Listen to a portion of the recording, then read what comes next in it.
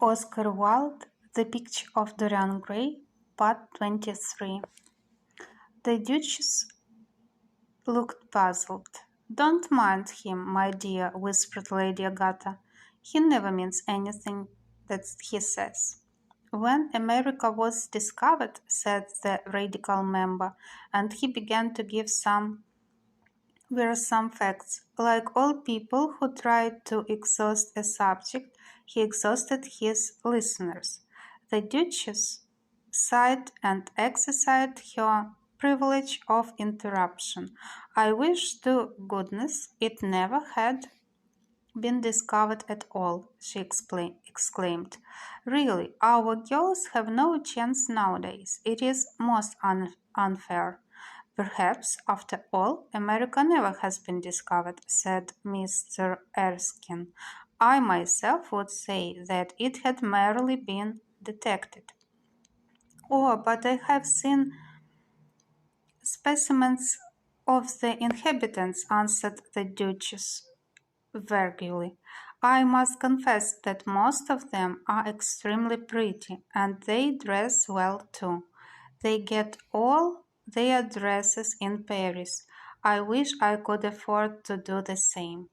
"They say that when good Americans die, they go to Paris," chuckled Sir Thomas, who had a large wardrobe of humorous cast-off clothes.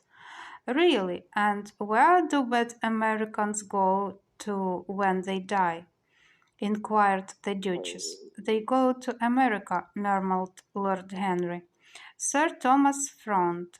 "I am afraid that your nephew is prejudiced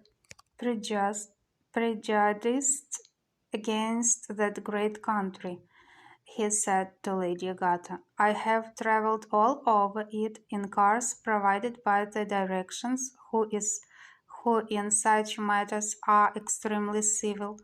I assure you that it is an education to visit it." "But must we really see Chicago in order to be educated?" asked Mr. Erskine plaintively.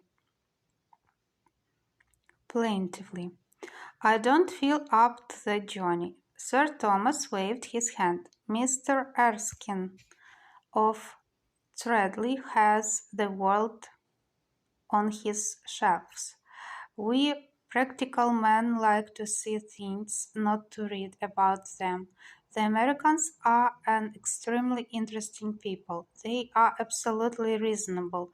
I think that is their distinguishing characteristic. Yes, Mr. Erskine, an absolutely reasonable people. I assure you there is no nonsense about the Americans." "How dreadful!" cried Lord Henry. "I can stand brute force, but brute reason is quite unbearable.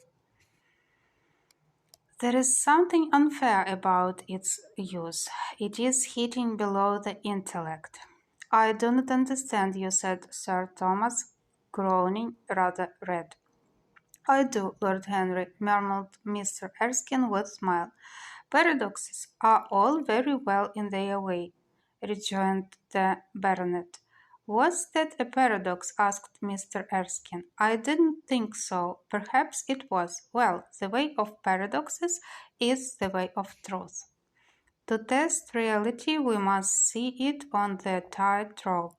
When the verities become acrobats, we can judge them." "Dear me," said Lady Agatha, "how you men argue! I'm sure I never can make out what you are talking about. Oh, Harry, I'm quite vexed with you.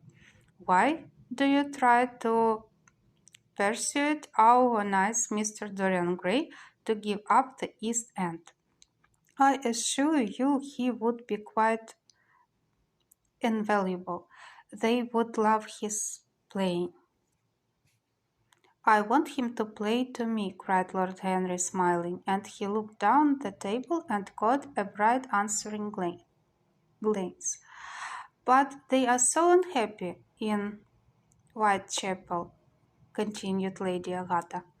I can sympathize with everything except suffering, said Lord Henry, shrugging his shoulders. I cannot sympathize with that. It is too ugly, too horrible, too distressing.